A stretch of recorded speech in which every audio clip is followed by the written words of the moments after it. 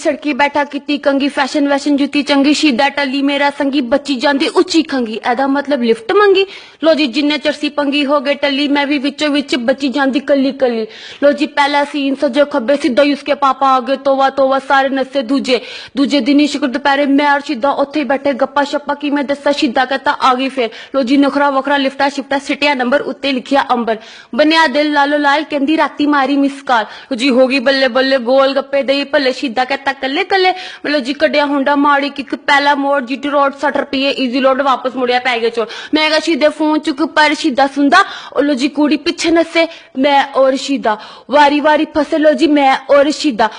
कहता अन्नी पा दो मैं कह लो जी अन्नी पै गई मैं और शीदा आखिरकार फड़िया गया होंडा उन्हें कड्डी पिस्टल रखी इत्थे कहंदा भाई डैडी कूल अप्रैल फूल मैं कहा शीदे वाह तेरा मुकालमा लख दी लानत दी तेरे ते जालमा लो जी गुस्से च मैं वापस मुड़िया अगली सड़की शीदा चुकिया सीधा बच्ची नु मैं मारी कर 60 रुपये दा सी रोला आगे से उसका डैडी बोला कौन है ओए साडे नाल होया तो गलत नंबर दिंदी सानू अगो कहंदी जानू जानू मेरा मीटर घुम्या अन्नेवा शीदा कहता छड़ टेंशन अल्लाह टाफी का मैं कहा नहीं शीदे हुन ते बदला चलेगा 2 पीस जोगट थल्ले शीदा लगदा सोबर लो जी टाइम राती 4 सीधा पहुंचे बच्ची का मैं कहा शीदे वेखी या दाबा बहुत सारी शीदा कहता छड़ टेंशन फौरन मारी घंटी शीदे ने बाहर आया उसका अब्बू अंकल कहते बेटा तुसी कौन टाइम देखो केड़ी आ गई आफत शीदा कहता शीदे ने भी मारी चवली शीदा कहता अंकल मेरा नाम डॉक्टर शीदा पूरी दुनिया बिजनेस किया नाल मेरा निक्का भरा ते फैमिली साडी है अमरीका लो जी अगली सड़की मेरा ऑफिस बच्ची ताड़ी रोज लगदी मैनू बड़िया लैना करदी अंकल जी मैं आ शरीफ मुंडा पर दूजी गल शक्लों लगदा गुंडा लो जी अपनी बच्ची नू बुलाओ ताड़ी मेहरबानी उन्नू समझाओ